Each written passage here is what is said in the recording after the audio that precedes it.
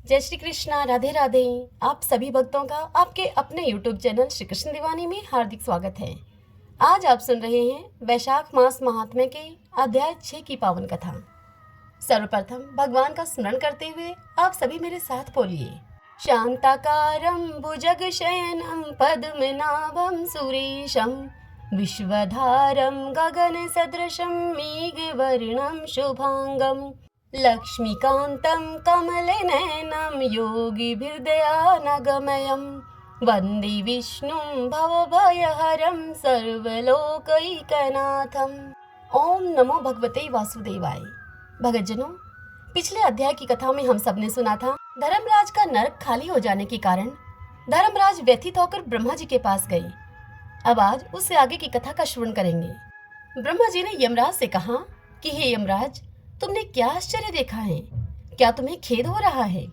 भगवान गोविंद को एक बार भी प्रणाम कर लिया जाए तो वह किया हुआ प्रणाम 100 अश्वमेध यज्ञों के अवभृत स्नान के समान होता है। यज्ञ करने वाला तो पुनः इस संसार में जन्म लेता है, परंतु भगवान को किया हुआ प्रणाम पुनर्जन्म का हेतु नहीं बनता, मुक्ति की प्राप्ति करा देता है। जिसकी जीवा के अगर भाग पर हरि ये 2 अक्षर विद्यमान हैं, उसको कुरुक्षेत्र तीर्थ के समान अथवा सरस्वती नदी के जल में स्नान करने से क्या लेना है। जो मृत्यु काल में भगवान विष्णु का स्मरण करता है वह अभक्ष्य भक्षण आदि से प्राप्त हुई पाप राशि का परित्याग करके भगवान विष्णु के सायुज्य को पाता है, क्योंकि भगवान विष्णु को अपना स्मरण बहुत ही प्रिय है। हे यमराज, इसी प्रकार वैशाख नामक मास भी भगवान विष्णु को प्रिय है, जिसके धर्म को श्रवण करने मात्र से मनुष्य सभी पापों से मुक्त हो जाता है। उसके अनुष्ठान में तत्पर रहने वाला मनुष्य यदि मुक्ति को प्राप्त हो तो उसके लिए क्या कहना है। वैशाख मास में भगवान पुरुषोत्तम के नाम और उनके यश का गान किया जाता है, जिससे कि भगवान विष्णु बहुत प्रसन्न होते हैं। पुरुषोत्तम श्री हरि संपूर्ण जगत के स्वामी और हमारे जनक हैं। यह राजा कीर्तिमान वैशाख मास में उन्हीं भगवान के प्रिय धर्मों का अनुष्ठान करता है, जिससे कि प्रसन्नचित होकर भगवान विष्णु सदा उनकी सहायता में स्थित रहते हैं। भगवान वासुदेव के भक्तों का कभी भी अमंगल नहीं होता। उन्हें जन्म, मृत्यु, जरा और व्याधि का भी कोई भय नहीं रहता। कार्य में नियुक्त किया हुआ पुरुष यदि अपनी पूरी शक्ति लगाकर स्वामी के कार्य साधन की चेष्टा करता है तो उतने से ही वह कृतार्थ हो जाता है। यदि शक्ति के बाहर का कार्य उपस्थित हो जाए तो स्वामी को उसकी सूचना दे दे। उतना कर देने मात्र से वह उऋण हो जाता है और सुख का भागी होता है। जिसने उस प्रयोजन को स्वामी से निवेदित कर दिया है उसके ऊपर न तो कोई ऋण है और न ही उसे पातक ही लगता है। अपने कर्तव्य पालन के लिए पूरा यत्न कर लेने पर प्राणी का कोई अपराध नहीं रहता है। यह कार्य तुम्हारे लिए असंभव है, अतः इसके विषय में तुम्हें शोक नहीं करना चाहिए। ब्रह्मा जी के ऐसा कहने पर यमराज ने दीन वाणी में उनसे कहा कि हे तात, मैंने आपके चरणों की सेवा से सब कुछ पा लिया है। तब ब्रह्मा जी ने पुनः उनको समझाते हुए कहा कि हे धर्मराज, राजा कीर्तिमान विष्णु धर्म के पालन में तत्पर हैं। चलो हम लोग भगवान विष्णु के समीप चलें और उन्हें सब बातें बताकर पीछे उनके कथन के अनुसार कार्य किया जाएगा। वे ही भगवान विष्णु इस जगत के कर्ता, धर्म के रक्षक और नियामक हैं। इस प्रकार से यमराज को आश्वासन देकर ब्रह्मा जी उनको अपने साथ लेकर क्षीर सागर के तट पर गए। वहाँ उन्होंने सच्चिदानंद स्वरूप गुणातीत परमेश्वर विष्णु का सत्वन किया। ब्रह्मा जी की स्तुति से संतुष्ट होकर भगवान विष्णु वहां प्रकट हो गए। यमराज और ब्रह्मा जी ने तुरंत ही उनके चरणों में अपना मस्तक झुकाया। तब भगवान महाविष्णु ने मेघ के समान गंभीर वाणी में उन दोनों से कहा। विष्णु भगवान उन दोनों से बोले कि तुम लोग यहाँ क्यों आए हो? तब ब्रह्मा जी ने भगवान विष्णु से कहा कि हे प्रभु, आपके श्रेष्ठ भगत राजा कीर्तिमान के शासन काल में सभी मनुष्य वैशाख धर्म के पालन में संलग्न होकर आपके अविनाशी पद को प्राप्त हो रहे हैं। इससे यमपुरी सूनी हो गई है। ब्रह्मा जी के ऐसा कहने पर भगवान विष्णु हंसते हुए उनसे बोले कि मैं लक्ष्मी को त्याग दूंगा। अपने प्राण, शरीर, श्रीवत्स, कौस्तुभमणि, बजंती माला, श्वेतदीप, बैकुंठ धाम, क्षीरसागर, शेषनाग तथा गरुड़ जी को भी मैं छोड़ दूंगा, परंतु अपने भक्त का त्याग मैं नहीं कर सकूंगा, जिन्होंने मेरे लिए सब भोगों का त्याग करके अपना जीवन तक मुझको सौंप दिया है, जो मुझ में अपने मन को लगाकर मेरे स्वरूप हो गए हैं। उन महाभाग भक्तों को मैं भला कैसे त्याग कर सकता हूँ? राजा कीर्तिमान को इस पृथ्वी पर मैंने 10,000 वर्षों की आयु दी है। उनमें से 60,000 वर्ष तो व्यतीत हो चुके हैं। शेष आयु और बीत जाने पर उसे मेरा सायुज्य प्राप्त हो जाएगा। उसके बाद इस पृथ्वी पर बेन नाम का एक दुष्ट आत्मा राजा होगा, जो कि संपूर्ण वेदोक्त महाधर्मों का लोप कर देगा। उस समय वैशाख मास के धर्म भी छिन्न भिन्न हो जाएंगे। बेन राजा अपने ही पाप से भस्म हो जाएगा। तत्पश्चात मैं पृथु होकर पुनः सब धर्मों का प्रचार करूंगा। उस समय लोगों में वैशाख मास के धर्म को भी मैं प्रसिद्ध करूंगा। सहस्त्रों मनुष्यों में कोई एक ऐसा होता है जो मुझ में अपने मन और प्राण को अर्पित करके अपना सर्वस्व मुझे समर्पित कर दे और मेरा भक्त हो जाए। जो ऐसा होता है वही मेरे धर्मों का प्रचार करता है। इस वैशाख मास में से भी मैं वैशाख धर्म में तत्पर रहने वाले महात्मा पुरुषों तथा राजा के द्वारा समय के अनुसार तुम्हारे लिए भाग दिलवाऊंगा। इस लोक में जो कोई भी वैशाख मास का व्रत करेंगे धर्मराज, वे तुम्हें भाग देने वाले होंगे। उनके वैशाख मास में बताए हुए महाधर्म के पालन में तुम कभी विघ्न न उपस्थित करना। यमराज को इस प्रकार आश्वासन देकर भगवान विष्णु वहीं पर अंतर्ध्यान हो गए। ब्रह्मा जी भी अपने सेवकों के साथ सत्यलोक को चले गए। उनके बाद यमराज भी अपने पुरी को पधारे। वैशाख मास की पूर्णिमा को पहले धर्मराज के उद्देश्य से जल से भरा हुआ एक घड़ा, दही और अन्न देना चाहिए। उसके बाद पितरों, गुरुओं और भगवान विष्णु के उद्देश्य से शीतल जल, दही, अन्न, पान और दक्षिणा फल के साथ कांसे के पात्र में रखकर ब्राह्मण को दी जानी चाहिए।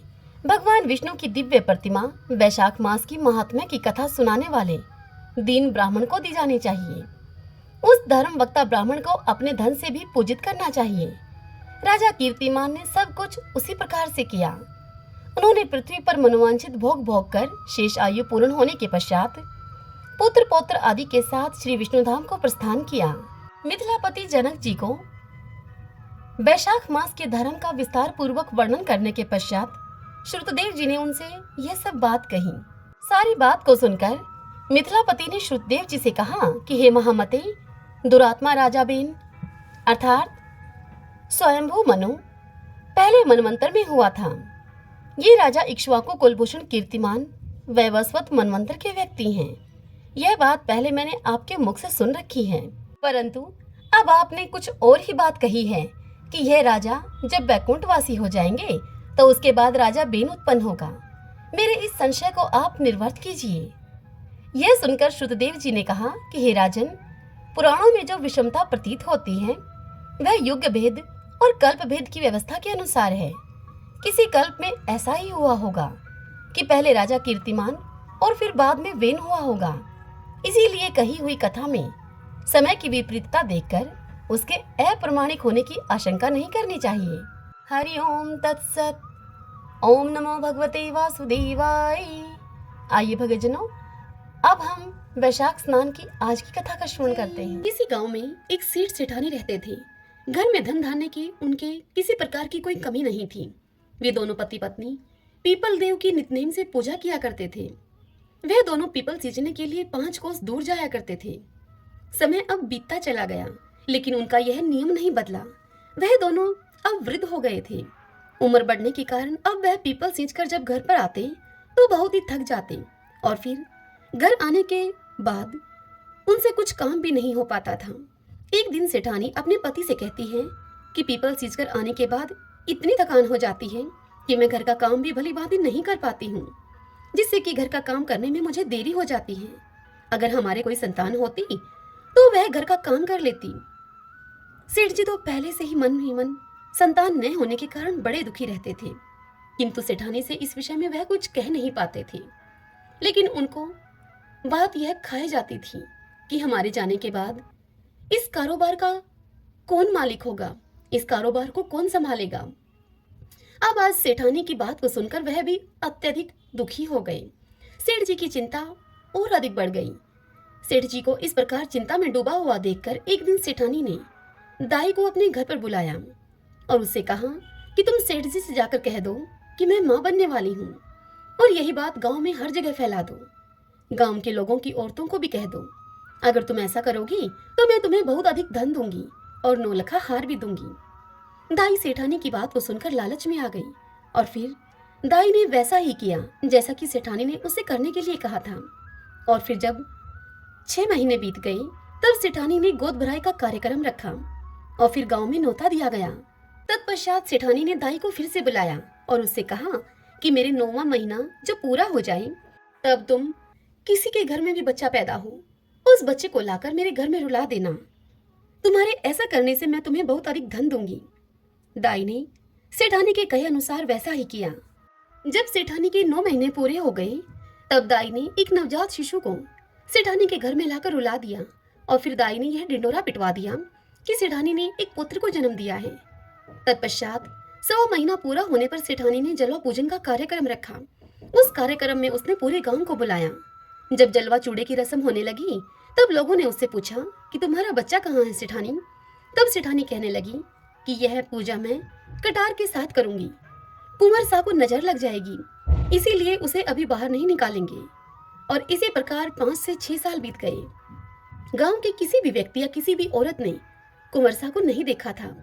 फिर एक दिन सेठानी सेठ जी से कहती है कि मेरा बेटा पढ़ने के लिए काशी जी जाएगा। सेठानी की यह बात सुनकर सेठ जी उससे कहते हैं कि मैंने तो आज तक तेरे बेटे को ही नहीं देखा है, कहाँ है तेरा बेटा? जिस बेटे को मैंने आज तक नहीं देखा उसे काशी जी में कैसे भेजूंगा पढ़ने के लिए? यह सुनकर सेठानी बोली कि जैसा मैं बोल रही हूँ आप वैसा ही करिए। पूरे गांव में आप यह बात बता दीजिए कि हमारा बेटा काशी जी पढ़ने के लिए चला गया है। सेठ ने सेठानी के कहे अनुसार सारे गांव में ऐसा ही बोल दिया। अब ऐसे ही समय बीता गया। फिर एक दिन सेठानी सेठ जी से बोली कि हमारा बेटा अब 16 वर्ष का हो गया है, उसकी शादी करनी है। आप एक सुंदर सुशील कन्या को देखकर मेरे बेटे की शादी करवा दो और घर में बहू ले आओ। सेठानी की इस बात को सुनकर सेठ जी गुस्से में उससे बोले कि तुम क्यों मेरे बुढ़ापे पर मिट्टी फेंक रही हो? जिस बेटे को आज तक मैंने नहीं देखा उसके लिए मैं बहू कहां से लेकर आऊं? तब सेठानी सेठ से दोबारा बोली कि आप लड़की ढूंढो तो सही, मेरा बेटा आ जाएगा। सेठ जी के पास धन की तो कोई कमी थी नहीं। सेठानी के जोर देने पर सेठ जी ने मन में कुछ सोच विचार किया और फिर एक पोटली ली और उस पोटली में थोड़ा सा आटा डाला। पोटली को बांधने से पहले उन्होंने उस पोटली में सोने की कुछ मोहरें डाल दी और लड़की ढूंढने के लिए अब सेठ जी चल पड़े। चलते चलते वह एक गांव में पहुंचे जहां पर कुछ लड़कियां खेल रही थीं।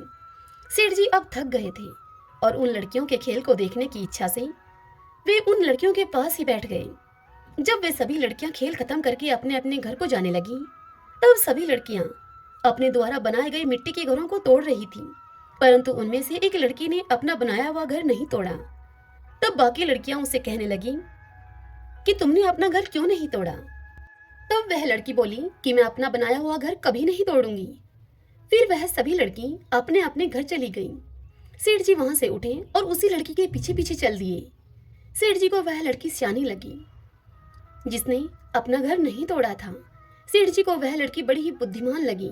अब चलते चलते सेठ जी उसी लड़की के घर के आंगन में पहुंच गए और वहीं आंगन में ही वहां बैठ गए सेठ जी और उस लड़की से कहने लगे कि बेटी, मैं 2 दिन से भूखा हूँ, क्या तुम मुझे खाना खिला दोगी? तब लड़की ने सेठ जी से कहा कि ठीक है। फिर लड़की घर के अंदर जाकर अपनी माँ से बोली। तब उसकी माँ उससे बोली कि बेटी, मैंने तो खाना खा लिया है, अब तो घर में खाने के लिए कुछ भी नहीं है, आटा भी नहीं है। लड़की ने यही सब जाकर बाहर उस बुजुर्ग व्यक्ति अर्थात उस सेठ जी से कह दिया। तब सेठ जी उस लड़की से बोले कि बेटी, आटा मेरे पास है, तुम यह आटा ले जाओ और मुझे खाना बना दो। सेठ जी ने वह पोटली उस लड़की को थमा दी। लड़की ने वह पोटली लाकर अपनी माँ को दे दी। माँ ने जब पोटली को खोलकर देखा तो उसमें सोने की 4 मोहरें भी हैं। तो उसने वह सभी मोहरें लड़की के हाथ में देकर उससे कहा कि बेटा, यह सोने की मोहरें उन्हें वापस देकर आओ। जब लड़की बुजुर्ग व्यक्ति के पास सोने की मोहरें देने के लिए जाती है तो वह कहते हैं कि बेटी, यह मोहरें तुम ही रख लो, हमारे घर में पैसे की कोई कमी नहीं है। फिर उन मोहरों को लड़की अपने पास रख लेती है। इतनी देर में ही उस लड़की के पिता भी वहां पर आ जाते हैं। तत्पश्चात सेठ जी और लड़की के पिता में आपस में बातचीत होने लगती है। अब कुछ समय के बाद भोजन की थाल भी लगा दी जाती है और सेठ जी भोजन करने के लिए वहां बैठ जाते हैं और खाना खाते हैं। सभी बैठे हुए लड़की के पिता सोचते हैं कि यह बुजुर्ग व्यक्ति बड़ा ही धनवान है। अब जैसे ही सेठ जी खाना खाकर उठते हैं तब उस लड़की के पिताजी उनसे पूछते हैं कि आप आगे कहाँ जा रहे हैं। तब सेठ जी उनसे बोलते हैं कि मैं अपने लड़के की शादी के लिए लड़की देखने के लिए जा रहा हूँ। मेरा लड़का काशी जी पढ़ने के लिए गया हुआ है, वह 12 वर्ष के बाद लौट कर आएगा। यह सुनकर लड़की के पिता ने अपने मन में विचार किया कि यह व्यक्ति बड़ा ही धनवान है और लड़के की शादी कराने के लिए लड़की भी ढूंढ रहा है। क्यों ना मेरी लड़की का विवाह इसके लड़के से हो जाए। मेरी लड़की इनके घर में जाएगी तो बड़ा सुख पाएगी, राज रचेगी। यदि यह विवाह हो जाए तो कितना अच्छा हो। तत्पश्चात लड़की के पिता ने उस बुजुर्ग अर्थात उस सेठ जी से कहा कि यदि आपको ठीक लगे तो आप अपने बेटे का विवाह मेरी बेटी से करवा दीजिए। यह सुनकर सेठ जी बड़े ही खुश हुए और फिर एक नारियल और 1.25 रुपए का शगुन उस लड़की को दे दिया। तत्पश्चात सेठ जी लड़की के पिताजी से बोले, मेरा बेटा काशी जी पढ़ने के लिए गया है और वह 12 वर्ष के बाद लौट कर आएगा। तब लड़की के पिता ने कहा कि कोई बात नहीं है। तत्पश्चात सेठ जी ने घर जाकर सारी बात सेठानी को बताई।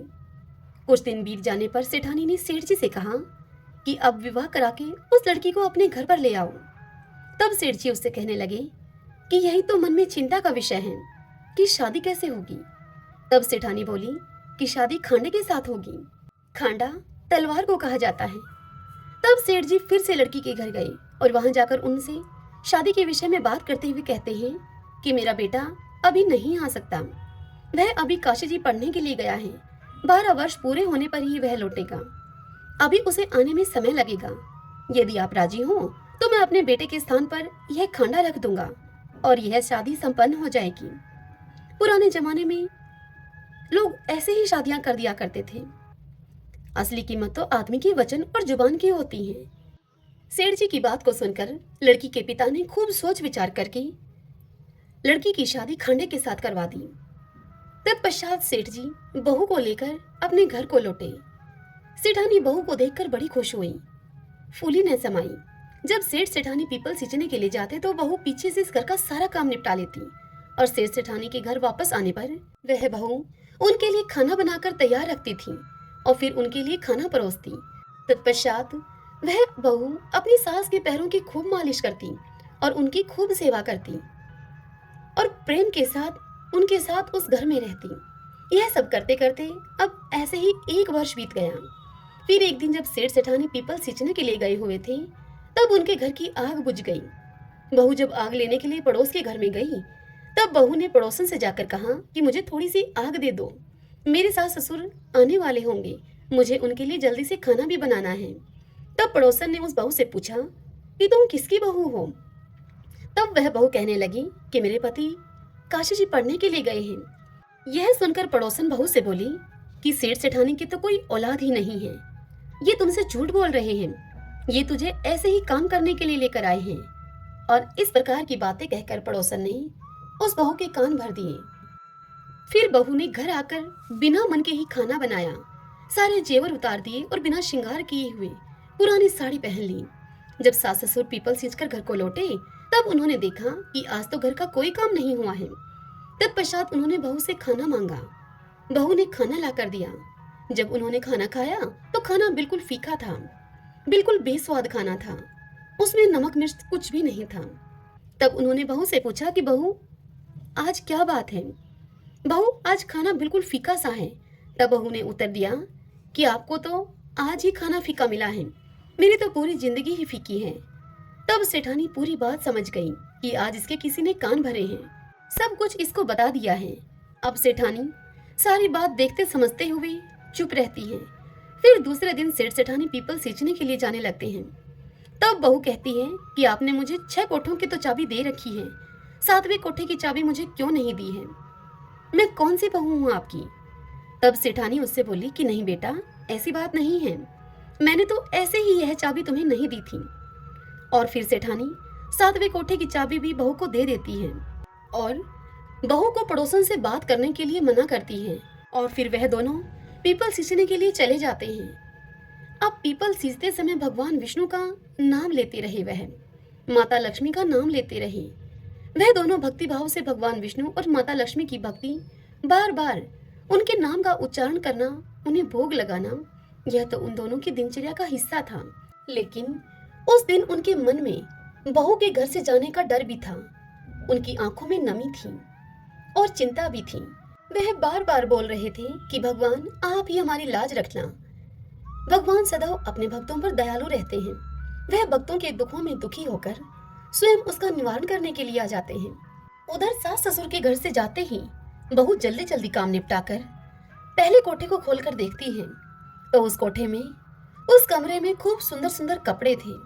बहू उन कपड़ों को पहन पहन कर देखती है और खूब खुश होती है। इसी तरह बहू ने दूसरे कोठे को खोला। उसमें बहुत सुंदर सुंदर गहने भरे थे। अब बहू ने रोज रोज नए नए कपड़े गहने पहनना शुरू कर दिया। सास ससुर के आने से पहले वह उन कपड़ों और गहनों को उतार कर वापस रख देती थी। इसी तरह तीसरे कोठे में स्वादिष्ट व्यंजन थे। वह अपनी पसंद की मिठाइयाँ खाती और पूरा दिन खुश रहती थी। बहू ने जब चौथे कोठे को खोलकर देखा तो उसमें भांति भांति के अनाज रखे थे। पांचवें और छठे कोठे को खोलकर देखा तो उसने देखा कि उस कमरे में हीरे और जवाहरात थे। अब उस सेठानी की बहू इन्हीं सब चीजों में व्यस्त रहकर खूब खुश रहने लगी। लेकिन कुछ दिन के बाद वह इन सब चीजों से ऊब गई। फिर एक दिन उसने सातवें कोठे को खोलकर देखा तो उसमें उसने देखा कि वहां उस कमरे में एक पीपल का पेड़ था और एक मंदिर था। बहू उसी कमरे में बैठ गई। अब थोड़ी ही देर के बाद उस पीपल के पेड़ में से एक सुंदर सा लड़का निकलकर बाहर आया। तब बहू उस लड़के से बोली कि आप कौन हैं? तब वह लड़का बोला कि मैं तुम्हारा पति हूँ। तब बहू ने उससे फिर पूछा कि आप तो काशी जी पढ़ने के लिए गए थे, आप इस कमरे में कैसे आ गए? तब वह लड़का बोला कि मैं तो अभी अभी आया हूँ, परंतु तुम माँ को कुछ मत कहना। उस बहू ने आज तक अपने पति को तो देखा ही नहीं था और वह इसीलिए उस लड़के के कहने पर बहू ने उसे अपना पति मानकर उसके साथ हंसी ठिठोली करने लगी, उसके साथ बातचीत करने लगी। अब तो बहू हर रोज सास ससुर के पीपल सींचने के लिए जाते ही उसी सातवें कमरे में आकर बैठ जाती और अपने पति के साथ खूब समय बिताती। थोड़े ही समय के बाद अब वह बहू गर्भवती हो गई। तब सेठ सेठानी को भला बुरा कहने लगे और बोलने लगे कि अब मैं गांव के लोगों को क्या मुंह दिखाऊंगा, मेरा तो बुढ़ापा ही तूने खराब कर दिया। तब सेठानी बड़े प्यार से अपनी बहू से पूछती है कि बहू यह किसका बच्चा है? तब वह बहू सेठानी से बोली कि माँ यह आपके बेटे का है, वह काशी जी से अपनी पढ़ाई पूरी करके वापस लौट आए हैं। तब यह सुनकर सास ने कहा कि बहू तूने तो मुझे आज तक इस बारे में कुछ बताया ही नहीं।